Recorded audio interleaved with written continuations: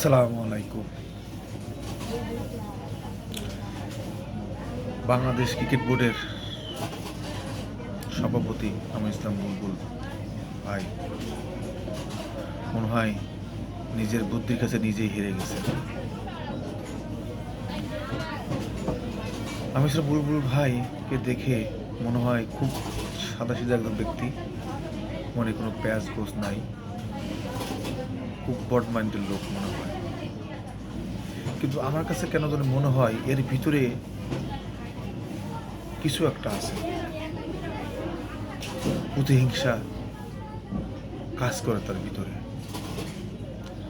মুস্তাফিজুর রহমানকে যখন বাদ দিল তখন সেই হিংসার পরিমাণটা তার চেহারার ভিতরে ফুটে উঠেছে।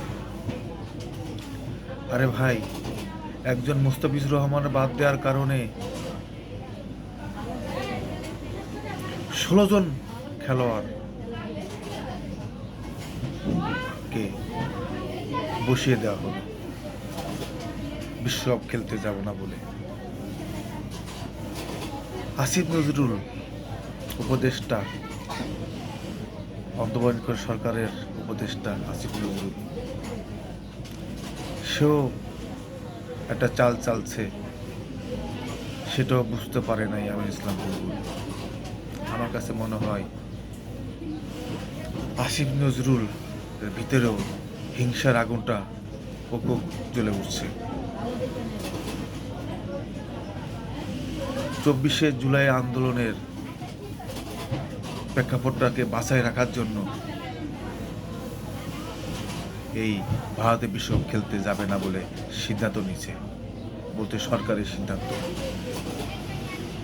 আরে ভাই, এই ক্রিকেট খেলে অনেক লোকের রুটি রুজি চলে, অনেক লোকের, অনেক দিক দিয়ে। আপনি টিভি রাইজ বলেন কিংবা সাংবাদিকতা বলেন, কত কাভারেজ হইতো, কত লোকের রিজিকে হাত পড়ে গেল। এর কি একবার চিন্তা করেছে আসিফ নজরুল? সে তো তার জায়গা থেকে একটা সিদ্ধান্ত দিয়ে দিল, আর ক্রিকেট বোর্ডের আমির ইসলাম বুলবুল তাই জি স্যার বলে মেনে নিল। কতটুকু যৌক্তিক হলো এরা একবারও চিন্তা করে নাই। তবে চিন্তা করবে, যখন ফাঁদে পড়ে গেছে বাংলাদেশ, সে ফাঁদের থেকে যখন আস্তে আস্তে আরও গর্তে পড়ে যাবে, তখন আমির ইসলাম বুলবুল চিন্তা করবে। তখন চিন্তা করে আর সময় থাকবে না, সময় নায়ক, সময় চলে গেছে।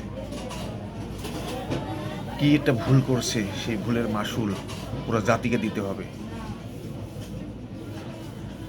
আমির ইসলাম বুলবুল ভাই যখন ক্রিকেট বোর্ডের প্রেসিডেন্ট হয়, আমার কাছে মনে হয়েছিল যে ক্রিকেটটাকে খুব ভালোভাবে সে আগায় নিয়ে যাবে, কিন্তু প্রেক্ষাপট বলছে ভিন্ন জিনিস।